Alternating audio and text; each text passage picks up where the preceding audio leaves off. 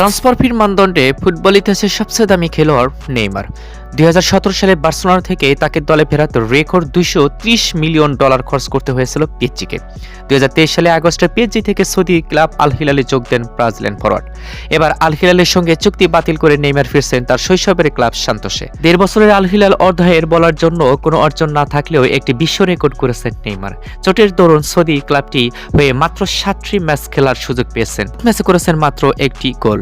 ESPN জানিয়েছে এটাই football ইতিহাসের সবচেয়ে ব্যয়বহুল গোল। আল হিলালের হয়ে করা নেইমারের একমাত্র গোলটির দাম বাংলাদেশি মুদ্রায় দাঁড়ায় প্রায় 3050 কোটি টাকা। ট্রান্সফার ফি ও 1.5 বছরের বেতন মিলে নেইমারের পেছনে আল হিলালে খরচ হয়েছে $250 মিলিয়ন।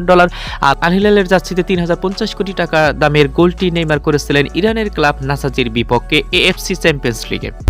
আল হিলালের সঙ্গে আগামী জুন পর্যন্ত চুক্তি থাকলেও সমঝোতার ভিত্তিতে সোমবার সেটা বাতিল করেছে নেইমার। 2026 বিশ্বকাপের আগে নিয়মিত খেলার মধ্যে থাকতে সান্তোসের ফেরার সিদ্ধান্ত নিয়েছেন তিনি।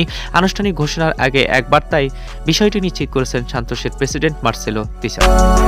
নেইমারের ফেরার খবরে সান্তোসের জনসংখ্যা ও সামাজিক যোগাযোগ মাধ্যমে ক্লাবটি অনুসারীর সংখ্যা হু হু করে বাড়ছে। ব্রাজিল ও সান্তোসের প্রয়াত কিংবদন্তি পেলের মেয়ে কেলি নাসিমেস্তো ইনস্টাগ্রামে লিখেছেন, আমাদের ছেলে অবশেষে ফিরছে। এটা জানার পর বাবা নিশ্চয় স্বর্গের বাইসাইকেল কিক মারছেন।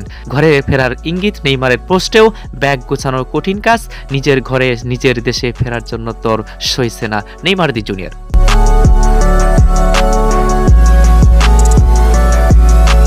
এরকম স্পোর্টস নিউজ পেতে আমাদের সাথে থাকুন, সিমের সাথে থাকুন, সি মি।